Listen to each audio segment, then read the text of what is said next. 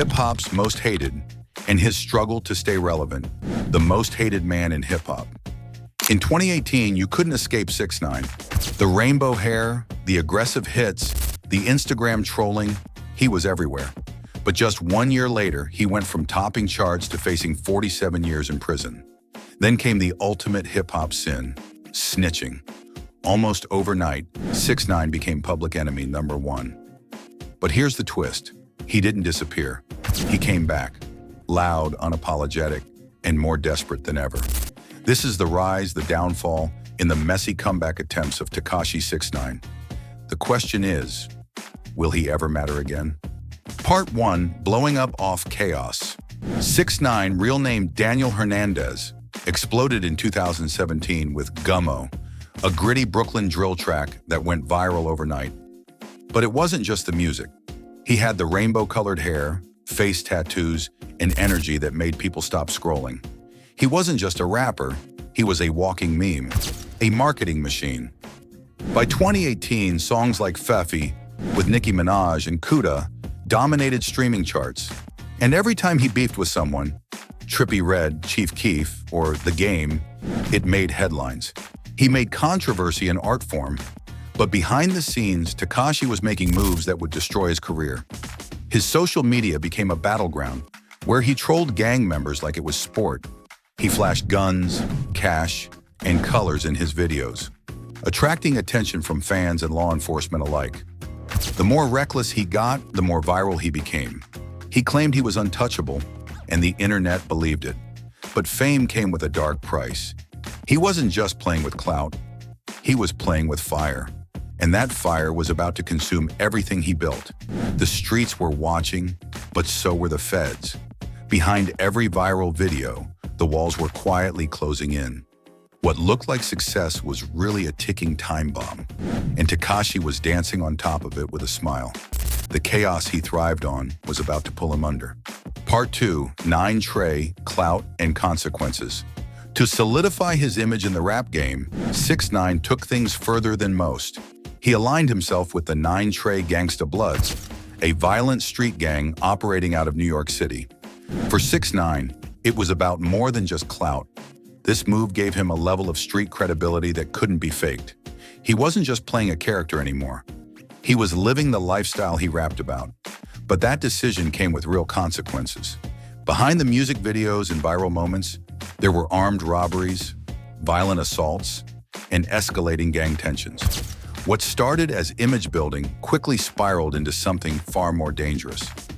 By 2018, the FBI had been watching closely. Surveillance, wiretaps, months of investigation, and then the takedown.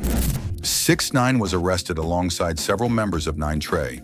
The charges were serious: racketeering, weapons offenses, and even attempted murder.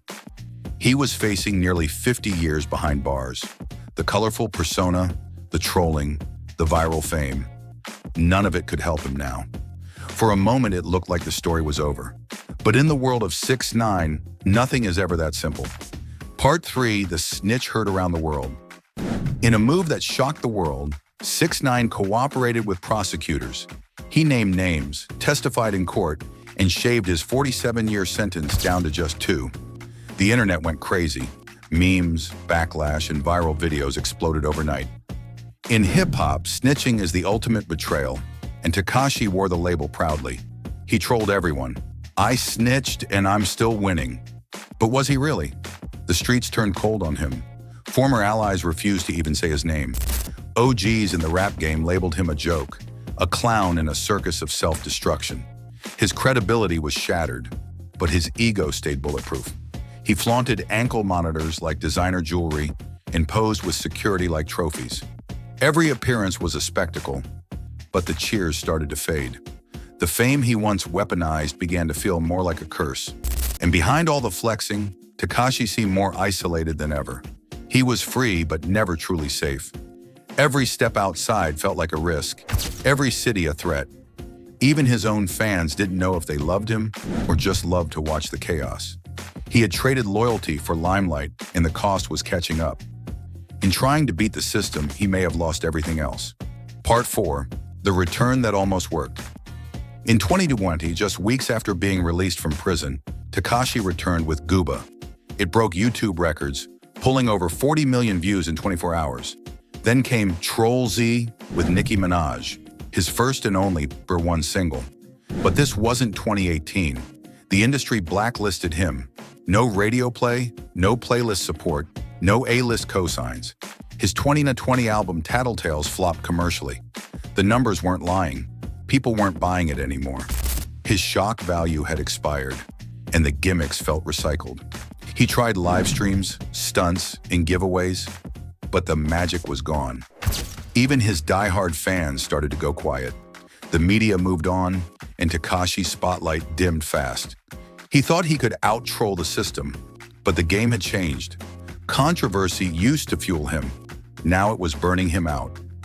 What was once an unstoppable rise began to feel like a slow, public unraveling. He dropped songs, but they came and went like whispers. Music blogs stopped covering him. Award shows ignored him. The clout that once crowned him now barely kept him afloat.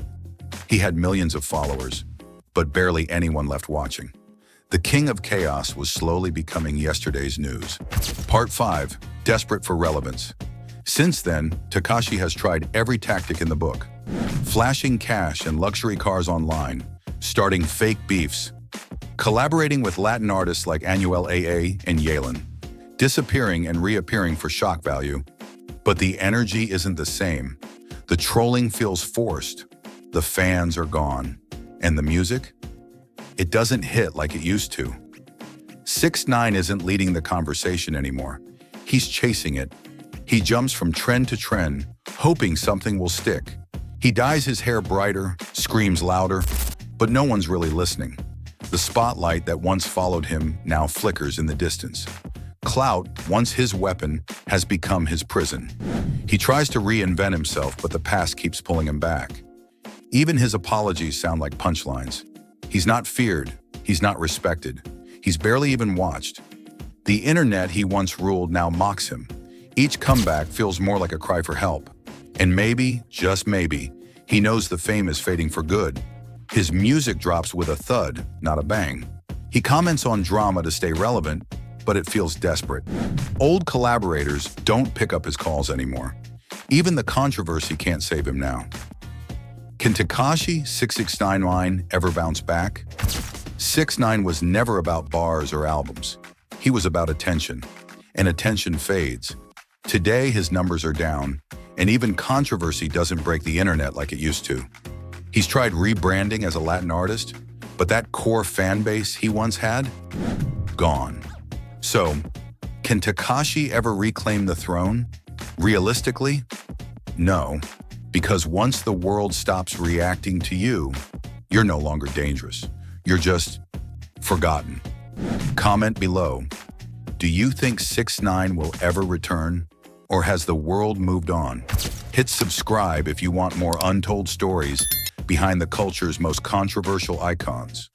Only here on Celebrity Central.